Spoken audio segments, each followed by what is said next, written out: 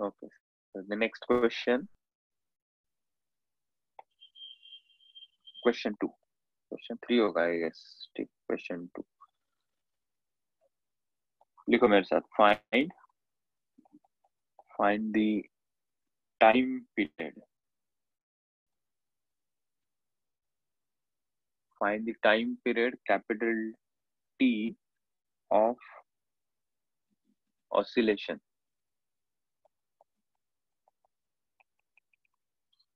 of a dipole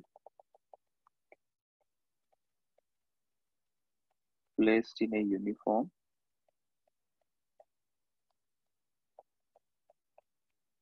electric field and slightly displaced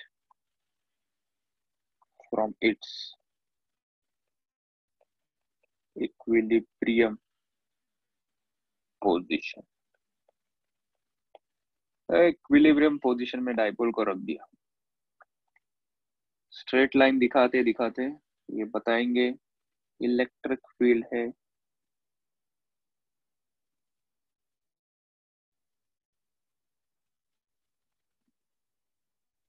यहाँ पे dipole रखा है व्हाइट कलर का, इक्विलिब्रियम में ऐसा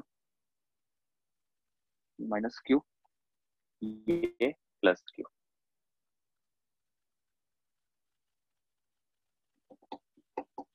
इसको हमने स्लाइटली डिस्प्लेस किया.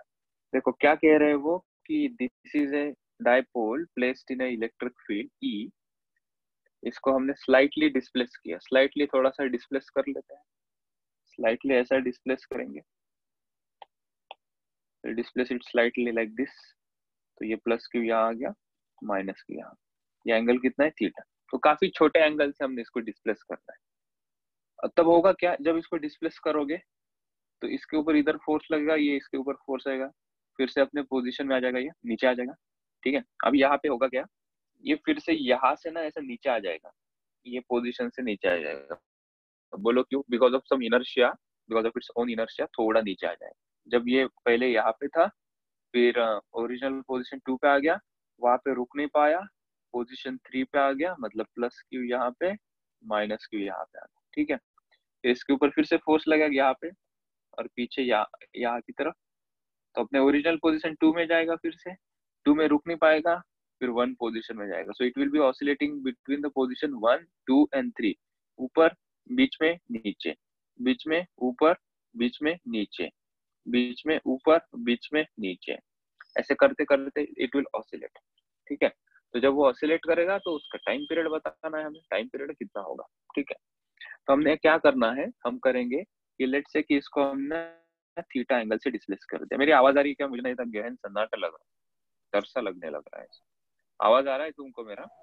हेलो. हाँ सर. यस सर, आ रहा है. आ रहा है सर. हाँ ठीक है. तो फिर इसको हमने थीटा से पहले डिस्प्लेस करेंगे. थीटा से डिस्प्लेस करने से क्या होगा, टुचुक फिर से अपने ओरिजिनल पोजीशन में आ जाएगा. तो हम उसको कहेंगे कि इसके ऊपर ना रिस्टोरिंग टॉर्क लगेगी. हमने एक्सटर्नली इसको घुमाया थीटा एंगल से, अपने आप इलेक्ट्रिक फील्ड ने इसके ऊपर फोर्स लगाया, रिस्टोर हो गया, ओरिजिनल पोजीशन में आ गया. ओरिजिनल पोजीशन में आके रुकेगा नहीं, नीचे चला जाएगा, यहाँ पे आ जाएगा. यहाँ से रुकेगा नहीं, फोर्स लगेगा इसको, फिर ऊपर चला जाएगा. ठीक है. इन द फर्स्ट सिचुएशन, एक सिचुएशन यहाँ पे ड्रॉ कर लेते हैं हम. इसको हमने स्लाइटली डिस्प्लेस किया विद एन एंगल थीटा. तो प्लस क्यू यहाँ आ गया, माइनस क्यू यहाँ आ गया. अभी इसके ऊपर रिस्टोरिंग टॉर्क लगेगा. रिस्टोरिंग टॉर्क होगा tau is equals to PE sine theta. P sine theta. ठीक है. और यहाँ पे हम लिखेंगे ये जो साइन थीटा है, साइन थीटा काफी छोटा अगर होगा तो साइन थीटा को हम लिखते हैं theta. When angle is very small, when angle is, angle यहाँ पे क्या है, डिस्प्लेसमेंट है हमारा. When displacement is very small, displacement is very small. ठीक है. स्मॉल डिस्प्लेसमेंट के लिए होगा. बहुत बड़ा डिस्प्लेस, इतना बड़ा डिस्प्लेस करोगे ना तो फिर वो घूम के यहाँ पे अपने स्टेबल पोजीशन में आ जाएगा, या पूरा ऐसा रोटेट करके ऑसिलेट नहीं करेगा. इन शॉर्ट ठीक है, स्मॉल डिस्प्लेसमेंट होगा तब ये ऑसिलेट करेगा। तो restoring torque tau is equal to P sine theta. अब इस साइन थीटा को हम लिखेंगे पीई इंटू थीटा, ठीक है, क्योंकि हमने साइन थीटा को काफी छोटा मान लिया। ओके, अब जब हम इसको थीटा से डिस्प्लेस करेंगे तो थीटा से नीचे आ जाएगा, ठीक है। तो इस थीटा को हम लिखेंगे माइनस थीटा। थीटा को क्या लिखेंगे हम? माइनस थीटा, क्योंकि वो रिस्टोर कर रहा है। ऐसा क्या कर रहे हो सर? देखो थीटा से हमने इसको ऊपर लिया, थीटा से नीचे आ जाएगा। तो रिस्टोरिंग टॉर्क ऊपर फोर्स ऊपर लगा रहे हैं, टॉर्क ऊपर लगा रहे हैं, रिस्टोरिंग टॉर्क नीचे लगा रहे हैं। तो दिस थीटा को हम लिखेंगे minus theta, P into minus theta, ठीक है। इसका डायरेक्शन यहाँ कर दो, और ये जो थीटा है हमने जो डिस्प्लेस किया वो ऊपर की तरफ हमने डिस्प्लेस किया था, ठीक है।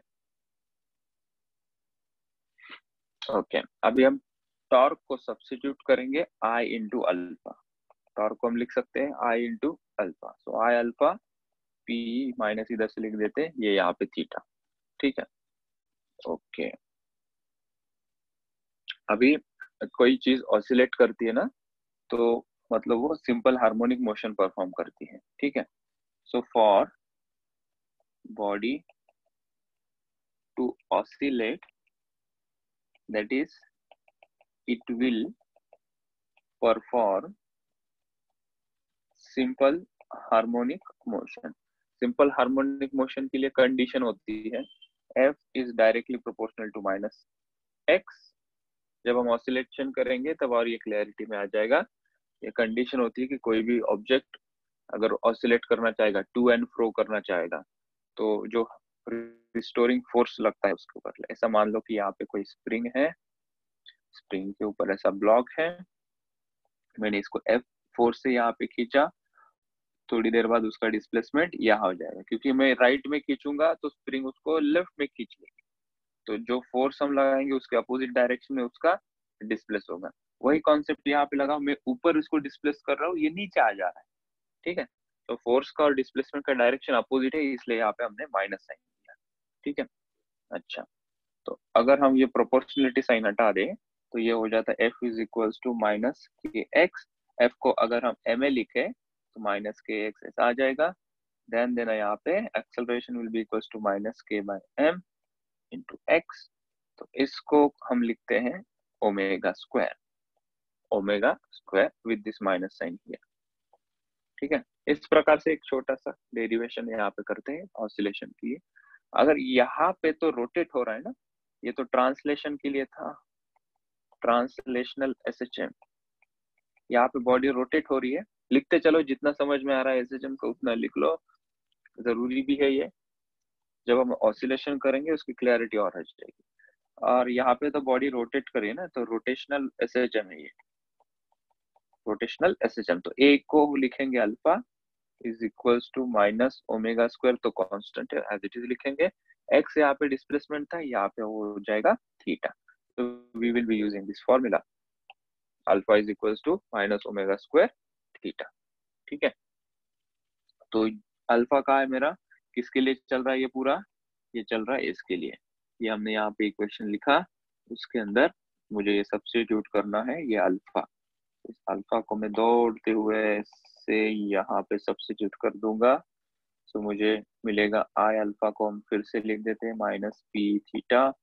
अल्फा की वैल्यू में लिख देता हूँ यहाँ पे minus omega square theta is equals to minus P theta, minus minus हो गया प्लस, मुझे ओमेगा स्क्वायर चाहिए, थीटा थीटा भी कैंसिल हो गया, यहाँ पे बचेगा omega square is equals to PE upon I, and this omega is equals to under root of P upon I. तो एज अ रिजल्ट भी हम इसे याद रख सकते हैं, एक छोटा सा डेरिवेशन हमारा हो गया। ये तो एंगुलर फ्रीक्वेंसी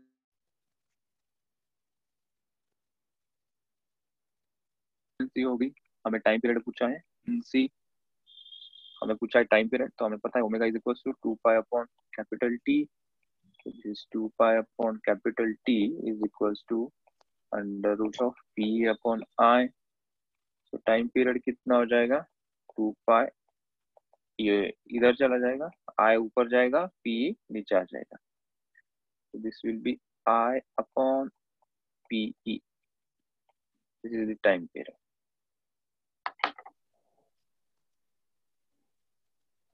तो इलेक्ट्रोस्टैटिक्स में अभी तक हमने 3 ऐसे क्वेश्चंस देखे जहां पे हमें सिंपल हार्मोनिक मोशन SHM का इस्तेमाल करना पड़ा।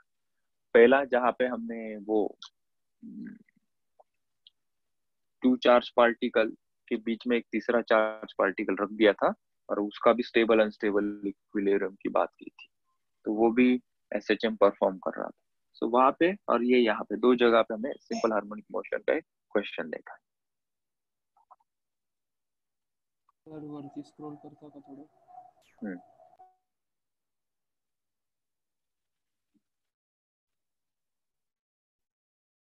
सर हे जे पर्पल मध्ये 3 पॉइंट्स लिहिले ते डिटेक्ट करता का वरचे?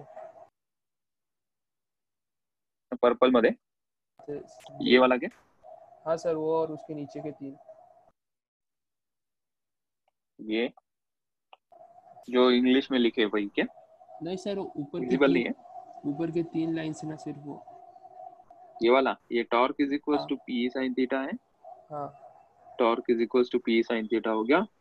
When the displacement is very small, sine theta is equivalent to theta.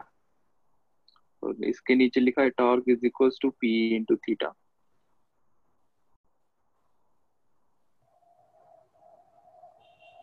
देख अभी विजिबल होगा। हाँ सर।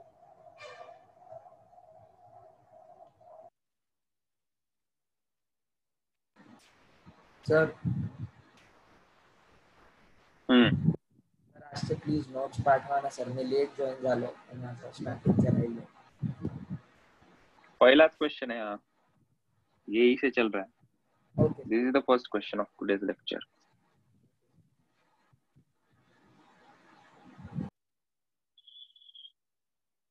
यार जल्दी जल्दी लिखो, इतना टाइम मत लगाओ।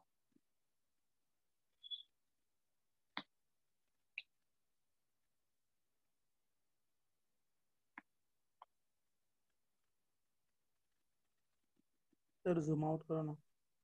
हम्म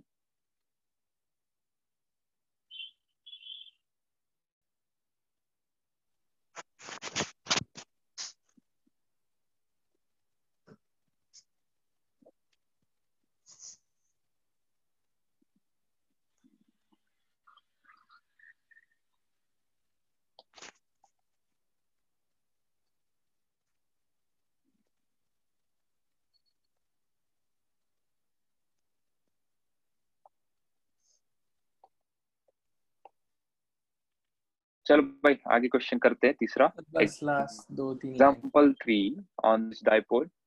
हाँ लिख लो, मैं क्वेश्चन लिख रहा हूँ तब तक। A figure shows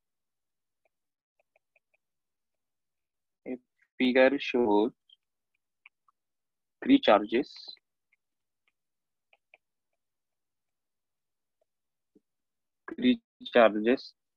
minus q comma plus q and बोलो बोलो बोलो plus q placed at a separation a letter के सेपरेशन से उसको रखा है। Find the magnitude of electric field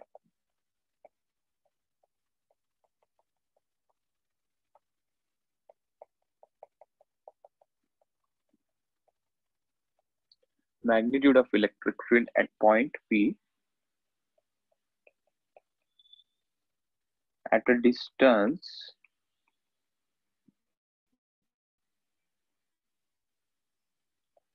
small r on a line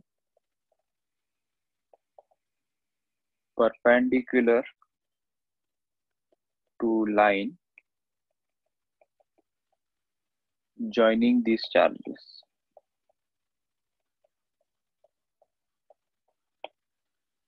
Perpendicular to line joining these charges.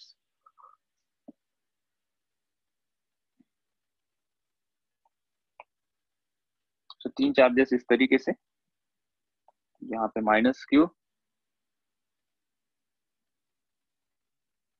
यहाँ पे प्लस क्यू और इनके बीच में फिर से एक plus Q.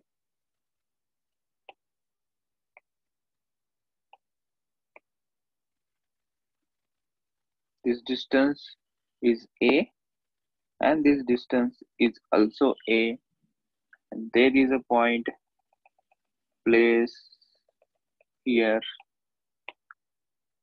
at point P and this distance is R। ये वाला डिस्टेंस कैसा है? R है। ऐसा बोला गया है R is greater than A, दूर पॉइंट पे। ठीक, बोला गया कि अभी निकालो क्या है magnitude of electric field at point P। Electric field निकालने को पूछा है।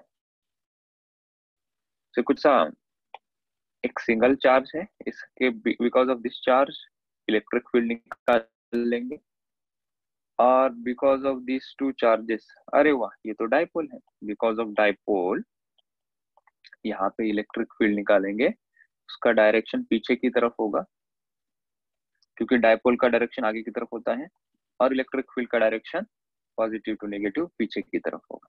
And because of this plus q charge electric field का डायरेक्शन ऊपर की तरफ होगा। फिर यहाँ पे एक मुझे त्रिशूल दिखेगा, because of this two electric fields, एक उनका रिजल्टेंट हम बीच में ऐसा निकालें। ये क्वेश्चन करने का अप्रोच रहेगा। फिर से देख लो, फिगर में 3 चार्जेस दिए हैं, minus Q plus Q plus Q.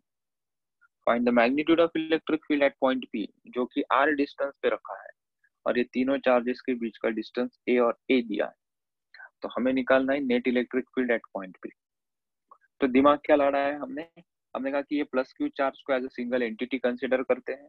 So because of plus q charge यहाँ पे निकलते हैं इलेक्ट्रिक फील्ड, लिखो मेरे साथ, electric field at point P due to plus q charge.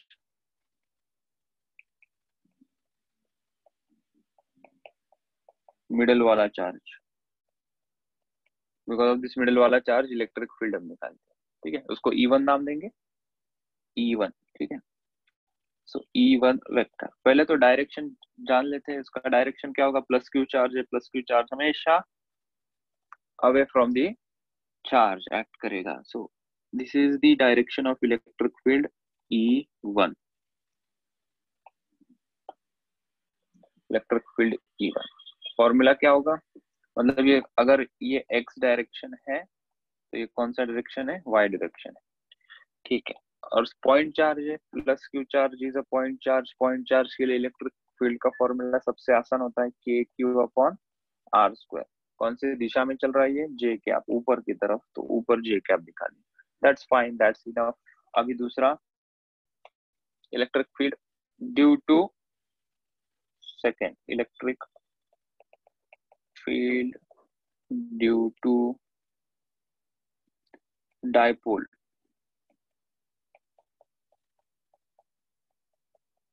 Corner वाले चार्जेस,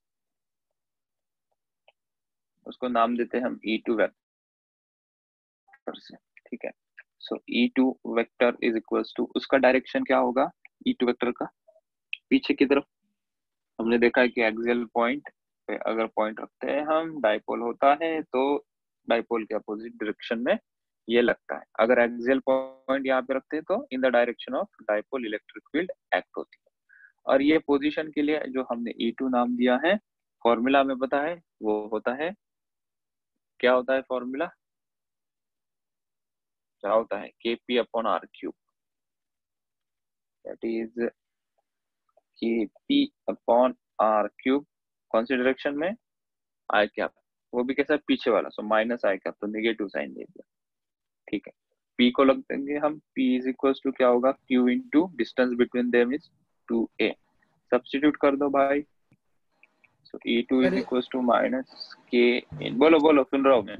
सर ये सेकंड पॉइंट और एक बार एक्सप्लेन कीजिए ना। यस, सेकंड पॉइंट में क्या है, मतलब ये मिडल वाला पॉइंट खा जाओ। ठीक है, खा गए, भूल जाओ इसे। अभी क्या दिख रहा है तुम्हें यहाँ पे, डाइपोल दिख रहा है, माइनस क्यू और प्लस क्यू। हमने देखा था कि ये जो डाइपोल के इक्वेटोरियल पॉइंट पे हमें इलेक्ट्रिक फील्ड फाइंड आउट करनी थी, इसका जब हमने डेरिवेशन किया तो यहाँ पे देखा कि ये जो इलेक्ट्रिक फील्ड होगी पॉइंट बी पे, उसका डायरेक्शन क्या होगा।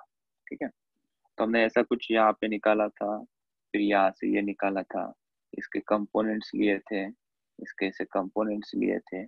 ठीक है, फिर नेट इलेक्ट्रिक फील्ड हमें मिली थी यहाँ पे E2। मतलब हमने कंक्लूड किया था कि अगर डाइपोल मोमेंट का डायरेक्शन है negative to positive, electric field का डायरेक्शन है पॉजिटिव टू नेगेटिव, इसलिए ये लेफ्ट डायरेक्शन में आ गया। और इसका फॉर्मूला भी हमने ऑलरेडी डिराइव किया है, वो फॉर्मूला मैंने उठाया था KP/RQ। चेक कर लेना, electric field at an equatorial point due to dipole, वहां पे ये फॉर्मूला देखने को मिलेगा। माइनस साइन क्यों, क्योंकि ये पीछे की तरफ है, मैं वेक्टर फॉर्म में लिख रहा हूँ, I am writing all this in the vector form. So negative x direction के लिए हम माइनस आई कैप यूज करते हैं, पॉजिटिव वाई डायरेक्शन के लिए हम जे कैप यूज। और फिर यहाँ पे मैंने पी को सब्स्टिट्यूट किया, क्यू इंटू टू डाइपोल का फॉर्मूला। ठीक है, चलो और कुछ यहाँ पे। अभी नेट इलेक्ट्रिक फील्ड निकालेंगे। ओके, नेट इलेक्ट्रिक फील्ड क्या होगी, हमारा E2 साहब इधर, E1 ऊपर, दोनों के बीच में एंगल 90 डिग्री, तो नेट रिजल्टेंट इनके बीच में आएगा विद 45 डिग्री ऑफ एंगल, कहीं से भी 45 होगा, ऊपर से ले लेता हूँ मैं 45। तो net electric field E will be equals to under root of E1 square plus E2 सा स्क्वायर। तो पुट कर लेंगे हम वैल्यूज अभी, उनके मैग्नीट्यूड, E1 का मैग्नीट्यूड क्या है, KQ/R स्क्वायर का स्क्वायर प्लस E2 का मैग्नीट्यूड है, वो है 2KQA/R³ का स्क्वायर। ठीक है, तो इसे अगर सॉल्व करोगे KQ/R² बाहर आ जाएगा, और ये अंडर रूट में होता है 1 + 4A² ये रहेगा इसका आंसर सिंप्लीफाई करने के बाद।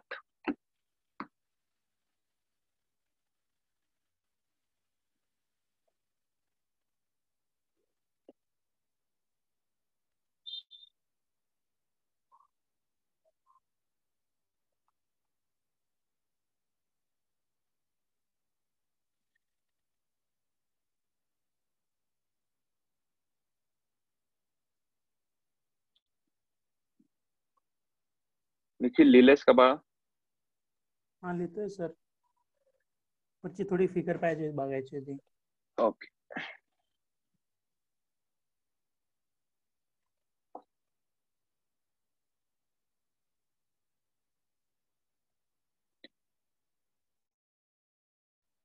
सगळ्यांनी ऍप इंस्टॉल करा, हम लोग ऐप इंस्टॉल करो, मुझे attendance, assignment, results, online test करने में आसानी चाहिए फिर। और जो कुछ ये PDF वगैरह होगा, पूरे लेक्चर का PDF और ये वीडियोस भी, वो ऐप पे मैं डालने वाला हूँ आज से। सर हो गया download? Thank you sir. Sir mobile पे है कि ऐप स्टोर पे? मोबाइल पे ही, ये iOS अगर एप्पल होगा तो तुम क्लास प्लस नाम से एप्लीकेशन डाउनलोड करो, अगर एंड्रॉइड पे होगे तो मैंने लिंक सेंड कर दी है, ठीक है वो सर. अजिंक्य फिजिक्स नाम पे है एंड्रॉइड। सर ऑनलाईन क्लास त्याच्यावरच होईल ना? नाही, ऑनलाईन आपण इथे झूम वरच घेणार, कारण की ते एवढं इंटरॅक्टिव्ह नाहीये, 2 वे कम्युनिकेशन नाही होणार त्या ऍपवर. फक्त हे जे मी आता रेकॉर्ड करतोय आपलं लेक्चर, हे लेक्चर मी तिकडे हे करेल, लिंक करून टाकेल ऍपला, सो जब चाहिए तब ये लेक्चर भी तुम देख सकते हो वहां से।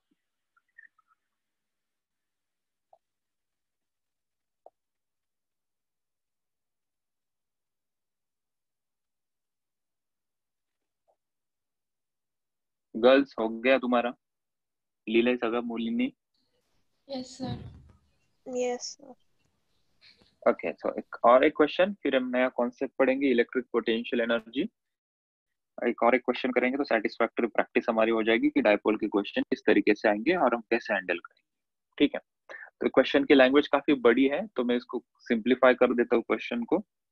तो क्वेश्चन में पूछा है, तो ऐसे कोऑर्डिनेट एक्सिस बनाए हमने, ये एक्स एक्सिस, ये वाई एक्सिस, ये किसी पर्टिकुलर लोकेशन P पे हमने कोई पॉइंट लिया है at a distance of R from the origin, ठीक है, which is making an angle theta, और ओरिजिन पे हमने रख दिया डाइपोल, ये ऐसा डाइपोल हमने रख दिया, ये हमने ऐसा डाइपोल, शॉर्ट डाइपोल, काफी छोटा डाइपोल है, और इसका डाइपोल का डायरेक्शन यहाँ, मतलब ये माइनस क्यू होगा और ये प्लस क्यू ऐसा यहाँ पे होगा, काफी छोटा है, उसकी लेंथ भी इतनी छोटी है कि बस पूछो ही मत, इतनी छोटी लेंथ है उसको। ठीक है, अब जो क्वेश्चन दिया है मैं उसको थोड़ा सा ट्रिम आउट करके देखता हूँ। It is found that the magnitude of electric field and electric potential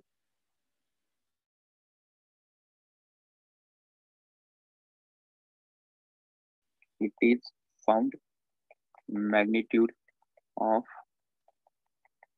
electric field and potential due to dipole are equal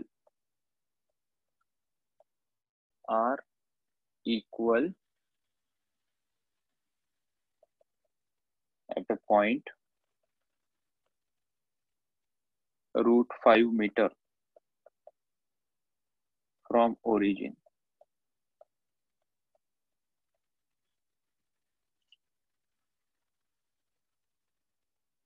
Find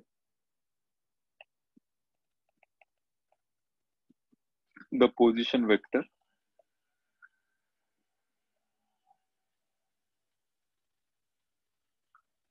of this point. मतलब थीटा निकालना है भाई, सीधा सीधा। सर वो पॉइंट के बाद क्या है? Equal at a point, equal at a point √5 meter, और √5। This is √5 meter from origin. Find the position vector of this point. छोटा सा डायपोल रखा है, मतलब ये जो r गिवन है, ये r कितना है, r इज √5 मीटर, ये जो डिस्टेंस है p का, मतलब ये r की वैल्यू है √5। हमें थीटा पूछा, और क्या इंफॉर्मेशन दी है ये निकालने के लिए, क्या इक्वल है, electric field and potential equal है, ये पोजीशन है, electric field and potential these are equal. तो वही इंफॉर्मेशन को टारगेट करेंगे और क्वेश्चन को हिट करते हैं। सॉल्यूशन, सो क्वेश्चन में as per given in the question,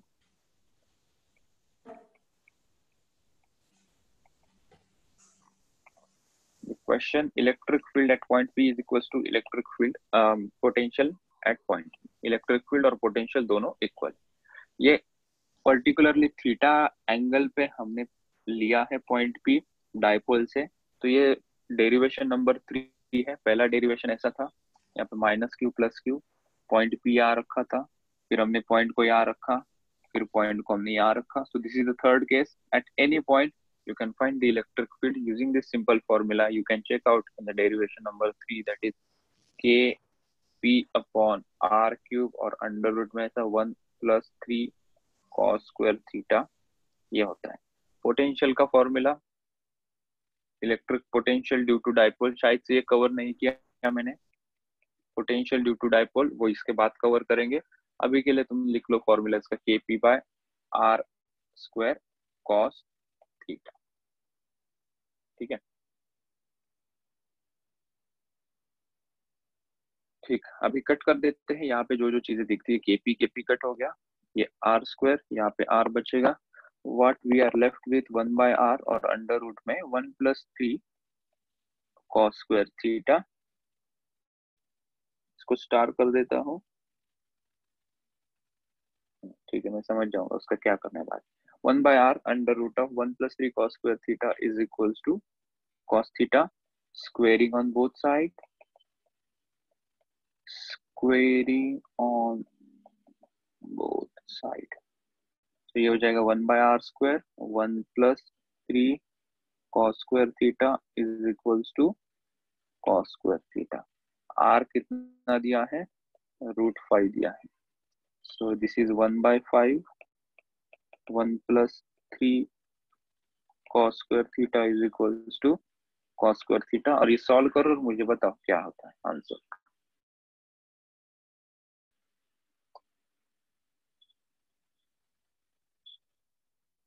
theta की value cos theta is plus minus 1/√2। Plus minus 1/√2 मतलब प्लस ही लेंगे क्योंकि this is the point P which is lying in the first quadrant. Fourth quadrant में होता तो minus वाली value तो लेते। थीटा 45 आ गया। थीटा आ गया 45। so this is 1 plus 3 cos square theta is equals to 5 cos square theta. So 1 is equals to 5 minus 3 is 2 cos square theta. 1/2 is equals to cos square theta. So theta आ जाएगा यहाँ से cos inverse of 1/√2 जिसको हम 45 degree कहेंगे।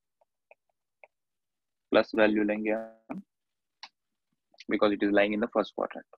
Theta की value आ गई। Sir वो kp upon r square cos theta मतलब kp upon r square cos theta ये होता है इलेक्ट्रिक पोटेंशियल का फॉर्मूला जो कवर करना बाकी है, इसलिए मैंने यहाँ पे स्टार करके रखा है। इलेक्ट्रिक पोटेंशियल रह गया है ना। हमने इलेक्ट्रिक फील्ड्स देखे ना, electric field at axial point, equatorial point, any general point, इनके पोटेंशियल देखना रहेगा हमारे। Electric potential due to dipole at equatorial, electric potential due to dipole at axial और at any general point. At any general point के लिए एक derivation है जो कवर करना बाकी। तो यहाँ पे तो पोजीशन वेक्टर पूछा है, तो पोजीशन वेक्टर यहाँ पे क्या आ जाएगा,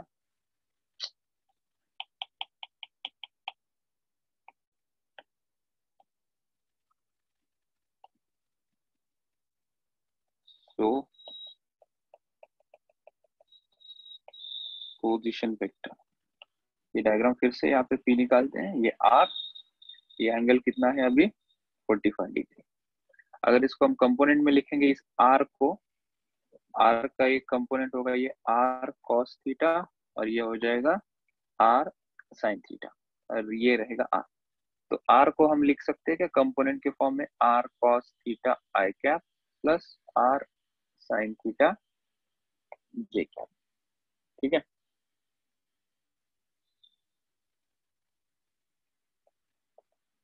तो आर का मैग्नीट्यूड कितना है √5, √5 into cos 45 degree i cap plus √5 cos, cos क्यों sine, sine 45 degree j cap plus √5/√2 ना, √5/√2 j cap. This is r position vector. Common ले लो भाई, √5 अपॉन √2, √5/2 लिखना अच्छा दिखेगा। √5/2 कॉमन आ गया, अंदर आई कैप प्लस जे कैप बराबर का वैष्णवी चेक कर कहीं मिस्टेक के लिए काम। Yes sir.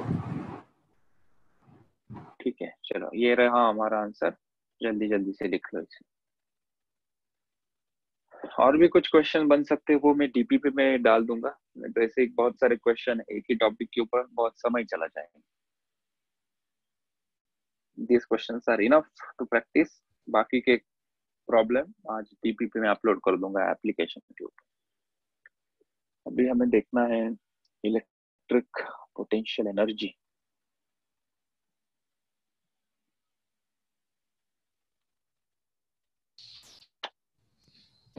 सर थोड़ा जूम करो ना। यहाँ पे या थोड़ा ऊपर, ऊपर से।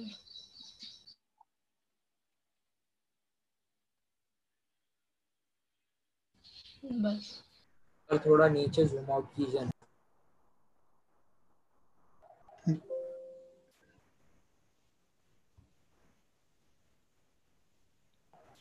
सर ऍप पर याचं फक्त पीडीएफ येणार आहे काही पूर्ण व्हिडिओ येणार आहे लेक्चरचे? व्हिडिओ पण येईल याचा, तुझा आवाज पण येईल, जे आपण बोलतो हे पण येणार त्याच्यात।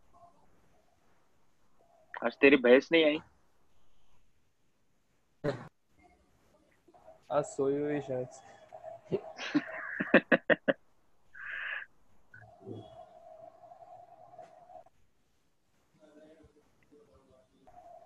रात में भी सोने नहीं देते हो शांति से. सर के सरांचा पण सेम ऍप आहे. सगळ्यांचं सेम ऍप आहे ते क्लास प्लस वाल्यांचं. ते काय आपण बनवलेलं नाही, कोणी बनवलेलं नाही. It's a company called as Class Plus. वहां से हमने खरीदे वो एप्लीकेशन.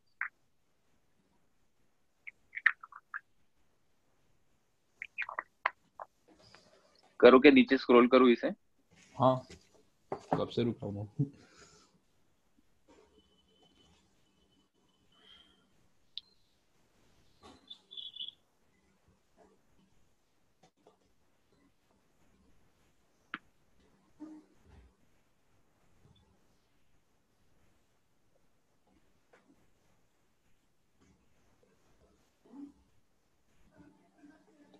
चलो यार लिखो जल्दी जल्दी. लिख लिया सर. Yes, sir. चलो फिर एक आगे चलते हैं. अभी इसका इलेक्ट्रिक पोटेंशियल एनर्जी देखेंगे. हेडिंग दे दो इलेक्ट्रिक पोटेंशियल एनर्जी. इलेक्ट्रोस्टैटिक ऐसा पूरे वर्डिंग में लिखेंगे. Electrostatic potential energy. तो बस एक मिनट फाइनल आंसर लिखने मुझे कंफर्म करना था. बस वो final answer. Static potential okay done sir. Energy. Done sir thank you. इसको यू सिंबल से. ओके इसको यू सिंबल से दिखाते हैं इलेक्ट्रोस्टैटिक पोटेंशियल एनर्जी. अभी ना इतना सारा कंटेंट आ गया है ये इलेक्ट्रोस्टैटिक में. बहुत बारकाई से देखना इससे जरूरी है. हमने देखा पहले फोर्स, फिर इलेक्ट्रिक फील्ड.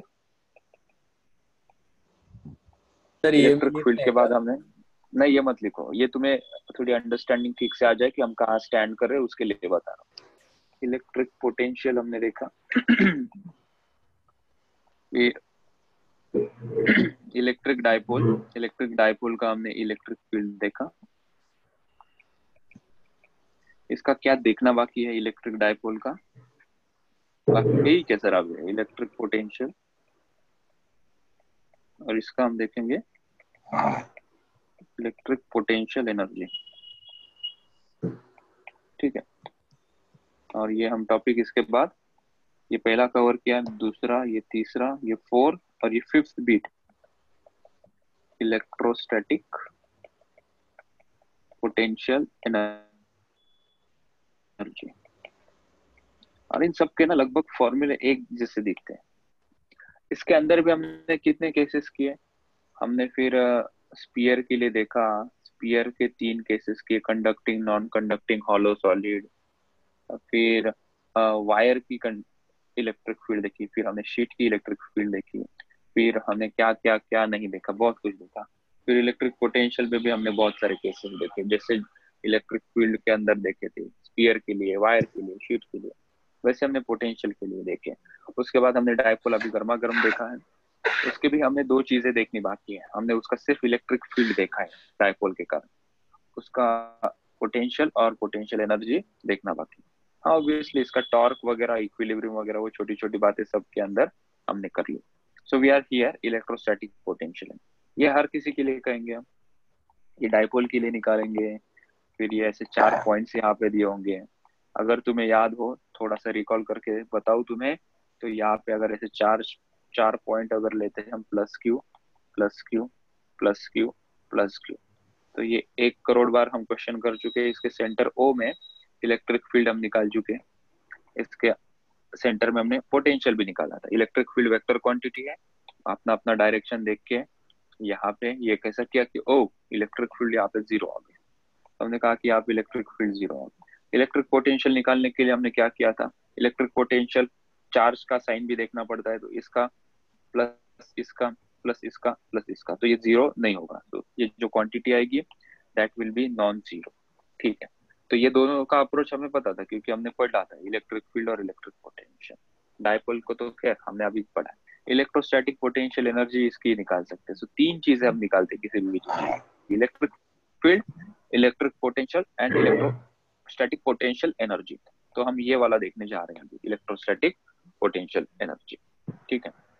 थोड़ा इसका इंट्रोडक्शन ही करना पड़ेगा आज क्योंकि टाइम कम है. तो दिस इज इट. क्या होता है इलेक्ट्रोस्टैटिक पोटेंशियल एनर्जी? जैसा इलेक्ट्रिक पोटेंशियल क्या होता था कि इन्फिनिटी से हम धीरे धीरे किसी चार्ज पॉइंट को लेके आ रहे थे, इन्फिनिटी से चार्ज पॉइंट को यहाँ पे लेके आ रहे थे हम, प्लस क्यू चार्ज, छोटा सा चार्ज था, और इसके ऊपर जो वर्क डन हमने किया था, इसके ऊपर वर्क डन अपॉन चार्ज ऐसा लिखेंगे, ये हमारा पोटेंशियल था। ठीक है, पोटेंशियल एनर्जी होती है वो सिस्टम की होती है, किसी पर्टिकुलर एक चार्ज की नहीं होती। तो हमने जब पोटेंशियल लिखा था V इज इक्वल टू, क्या फॉर्मूला था वो, K Q by R, right. Potential का फॉर्मूला क्या होता है, K Q upon R. Electric field का क्या फॉर्मूला होता है, K Q upon R square. Electric force का क्या फॉर्मूला होता है, K Q one Q two upon R square. ठीक है, हमें पोटेंशियल एनर्जी यू देखना है पॉइंट चार्ज की। तो हमने कहा कि पोटेंशियल एनर्जी किसी एक पॉइंट की नहीं होती है, इलेक्ट्रिक पोटेंशियल सिंगल पॉइंट का हो सकता है, इलेक्ट्रिक पोटेंशियल सिंगल पॉइंट का हो सकता है, लेकिन electric potential energy single point की नहीं होती। तो हम हमेशा इलेक्ट्रिक पोटेंशियल एनर्जी को एज अ चेंज के फॉर्म में लिखते हैं। तो इसके रिगार्डिंग 2-3 पॉइंट तो पहले समझ लो। इलेक्ट्रिक पोटेंशियल एनर्जी, तो पहले हम 3 पॉइंट ही लिख लेते हैं, वही बेटर रहेगा। पहला पॉइंट ये हटा देते हैं,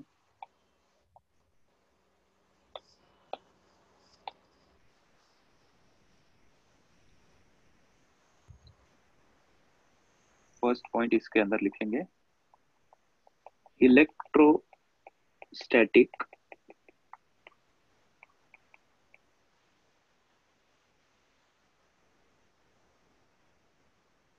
potential energy find for a system of charges.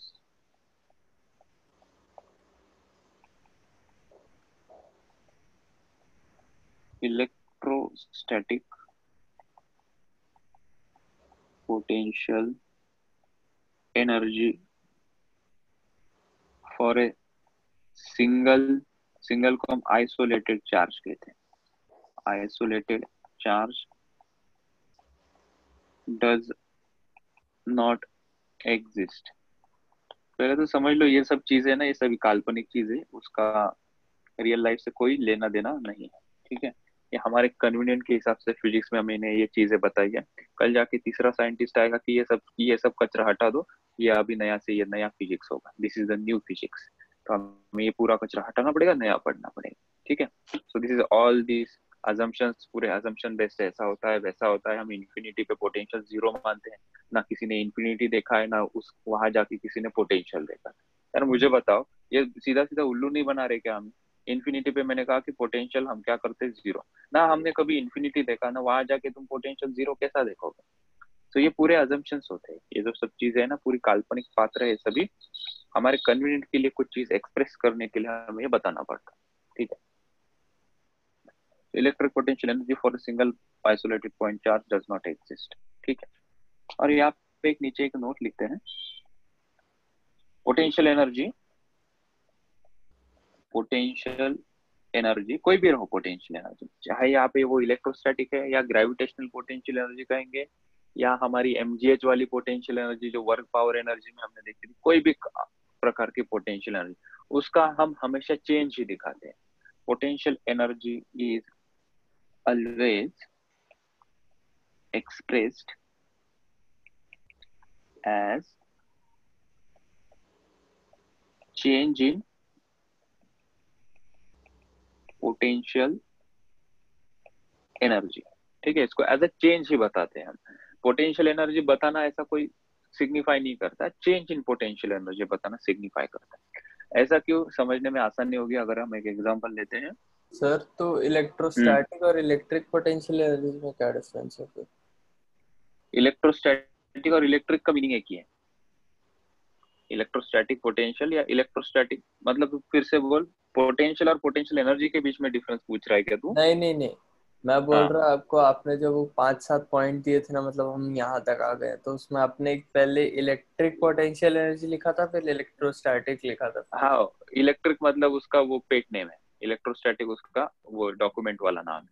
Electric मतलब शॉर्टकट में हम कहेंगे, हमेशा इतना बड़ा मतलब बोलना दिक्कत वाला काम है।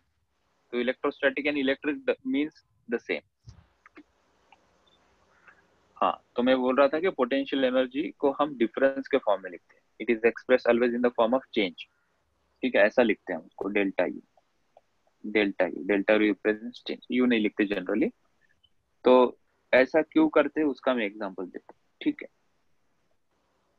ये बॉल जो रखा है ना ग्राउंड से h हाइट पे है, तो मैं कहता हूँ कि इसकी पोटेंशियल एनर्जी कितनी है, इसका मास m है, ग्रेविटेशनल पोटेंशियल एनर्जी कितनी है इस मास की, तुम कहोगे सर mgh है, पोटेंशियल एनर्जी कितनी है इसकी, mgh है, ठीक है। लेकिन अगर मैं कहूंगा कि यहाँ से उसकी पोटेंशियल एनर्जी कितनी, तो तुम्हें यहाँ से हाइट मेजर करनी पड़ेगी। अगर मैं कहूंगा कि यहाँ से ये अगर रेफरेंस पॉइंट मान के यहाँ से पोटेंशियल एनर्जी मेजर करो, तुम कहोगे फिर वो तो माइनस mgh हो जाएगी, क्योंकि डिस्प्लेसमेंट ऊपर से नीचे तो माइनस साइन हो जाएगा। तो ये पूरा रिलेटिव टर्म है, मतलब तुम एक ऐसा नहीं कह सकते कि पोटेंशियल एनर्जी कितनी mgh। तो ये h क्या है, h तूने किसी रेफरेंस पॉइंट से मेजर किया है ना, तो ये रेफरेंस पॉइंट किसी का ये हो सकता है, किसी का ये हो सकता है। तो ये कंफ्यूजन हटाने के लिए हमने कहा कि उसका चेंज बता दो, कि पहले कहा थी वो यहाँ पे उसकी पोटेंशियल एनर्जी कितनी थी और यहाँ पे उसकी पोटेंशियल एनर्जी कितनी है, मतलब ये यहाँ से यहाँ तक हमने उसको चेंज किया, तो पोटेंशियल एनर्जी कितनी चेंज होगी ये बताना कुछ ना कुछ सिग्निफाई करेगा, ठीक है। मतलब वो ऐसा ही बात हो गई कि कल मैं 11th स्टैंडर्ड के बच्चों को पढ़ा रहा था, तो वो कॉन्सेप्ट मुझे अभी याद आ रही है, वो तुम्हें बताता हूँ। रिलेटिव मोशन तुम्हें याद है क्या? हाँ। ये गाड़ी है, ये गाड़ी चल रही है 2 मीटर पर सेकेंड से, और ये ड्राइवर अंदर बैठा है और ये बाहर बैठा है। तो ड्राइवर बोलेगा कि मुझे गाड़ी की स्पीड कुछ फील नहीं हो रही, तो गाड़ी की स्पीड है 0 with respect to this person which is sitting inside the car, ठीक है। जो मोशन में होता है उसको गाड़ी की स्पीड क्या फील होगी ये देखेगा कि ये गाड़ी की स्पीड है 2 मीटर पर सेकेंड, ठीक है। ये क्या बोलेगा, मैं ग्राउंड पे खड़ा हूँ, मैं रेस्ट में हूँ, ठीक है। ये क्या बोल रहा है, मैं रेस्ट में हूँ, तू चल रहा है, ठीक है। ये पूरा चल रहा है अर्थ के ऊपर। अगर तुम मून पे चले जाओ, मून वाला कह रहा है, ये आदमी क्या कह रहा था, ये मैं रेस्ट में खड़ा हूँ। मून पे कोई आदमी खड़ा है, वो बोलेगा कुछ भी, तू तो घूम रहा है, तुम सभी के सभी गोल गोल घूम रहे हो, मैं रेस्ट में हूँ। कोई मार्स में आदमी है, मार्स पे खड़ा है, मार्स वाला आदमी क्या कहेगा, कुछ भी, मून वाले आदमी तू भी घूम रहा है, तू भी घूम रहा है, तू भी घूम रहा है, अर्थ सब घूम रहे, मैं रेस्ट। फिर तीसरा प्लूटो पे जाएंगे, यहाँ से कोई देखेगा, ये कहेगा नहीं रे भाई, मैं रेस्ट में हूँ, तू घूम रहा है, तू घूम रहा है, तू घूम रहा है, तुम सब घूम रहे, मैं रेस्ट। मतलब रेस्ट में कौन है, ये पूरी चीजें सभी रिलेटिव है, तो वो पूरा इररिलेवेंट हो जाएगा। तो हमने कहा कि यार ये बहुत कंफ्यूजन हो जाएगा, तो हम मान लेते कि this is a frame of reference. तो हमने फ्रेम ऑफ रेफरेंस से काल्पनिक बातें की, ताकि ये सब जो पागलपन हो कि कौन घूम रहा है कौन नहीं घूम रहा है, उसको हम थोड़ा कट डाउन कर ले। तो इसलिए कभी कभी चीजों को ऐसे बताना जरूरी होता है कि हम पोटेंशियल एनर्जी बताने से कोई सिग्निफिकेंस नहीं होगा, हम potential change in potential energy बताएंगे, ठीक है। तो आगे कुछ हमें डेरिवेशन करना है, टाइम परमिट नहीं करेगा, उसको आधा घंटा लग जाएगा डेरिवेशन को, हम यहीं पे रुकते हैं। कल हम यहाँ से कंटिन्यू करेंगे और अब पढ़ेंगे electrostatic potential energy for a single point और फॉर मल्टीपल पॉइंट, जिसको हम कहेंगे डिस्क्रीट सुपरपोजिशन प्रिंसिपल लगा के हम इसे सॉल्व कर लेंगे, ठीक है। तो जैसे इलेक्ट्रोस्टैटिक पोटेंशियल कवर हो जाएगा, 2-3 पॉइंट्स बाकी रहेंगे, वो कवर होके फिर हम गॉस लॉ, मतलब इसका पार्ट 3, ठीक है, सीजन 3 पे चले जाएंगे। अभी सीजन 1 खत्म हो गया, ये सीजन 2 है, और कल परसों से इसका सीजन 3 में स्टार्ट कर दूंगा, ठीक है। बहुत बहुत शुक्रिया, धन्यवाद सभी लोगों का क्लास में आने के लिए, और ऐसे ही आया करो क्लास में, पढ़ते रहो। Have a nice day. मैं निकलता हूँ अभी यहाँ से, बाय और सर। सभी लोग बाय बाय, ऐप इंस्टॉल कर लो। Thank you sir. Yes yes. Bye sir. Bye, sir.